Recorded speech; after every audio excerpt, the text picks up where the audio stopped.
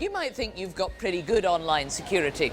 You've devised long and complicated passwords. You only log on to trusted Wi-Fi networks. So how could anyone access your personal data? Well, it doesn't take millions of pounds worth of high-tech infrastructure. It's not only state security services that can do it. Anyone with a bit of inexpensive kit and a little bit of know-how could be reading your emails right now.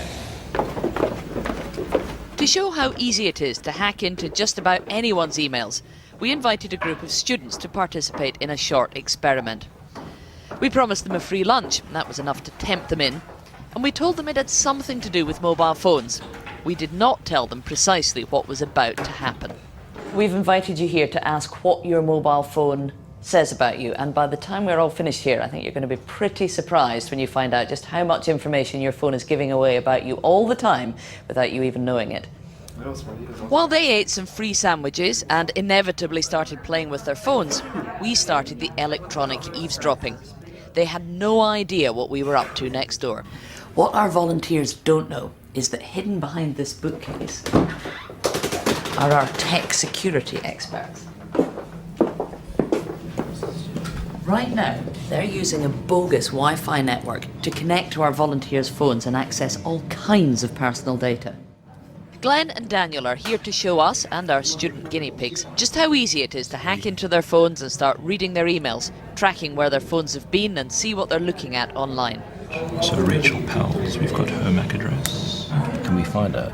Using only a small receiver attached to their laptops, they're able to create Wi-Fi networks that look like the familiar, trusted networks the students use all the time.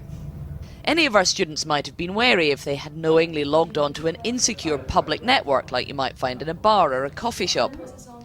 But their phones are being tricked into automatically joining what looks like an approved and trusted network, sending all their traffic through our hackers' laptops. They had no reason to suspect anything.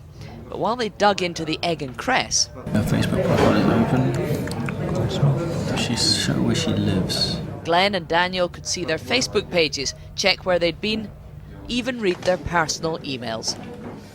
Whilst you've been patiently waiting for us here, we have secretly had two tech security experts in the next room trying to find out as much as they possibly can about each and every one of you. Without them knowing your names, they don't know your telephone numbers, none of that, but they've still been able to glean quite a lot of information about you. Our students are about to discover just how much. By leaving their phones switched on, they've inadvertently given away their names, online identities, and allowed access to deeply private communications. I'm seeing your Facebook and your email. Your Yahoo Mail, it turns out, was it's not encrypted. Going through my email. You can go through your inbox. At that point, we have control. So there I'm just looking at, I can send email.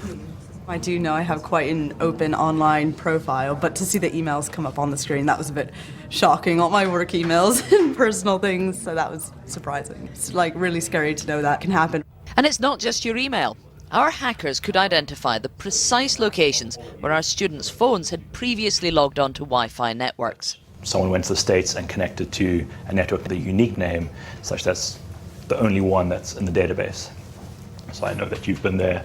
And anyone from Romania or visited Romania? Did you realise that the phone in your pocket was sort of practically a GPS tracking device? Not to that extent. I didn't realise it was that easy to track my whereabouts, and even if they don't have anything on me in the first place, they can just find out everything they need to know through my phone. We're the good guys. We're on your side. This is an example to if we were the bad guys, we wouldn't be showing you this. We'd be clearing out your bank accounts and running for the border.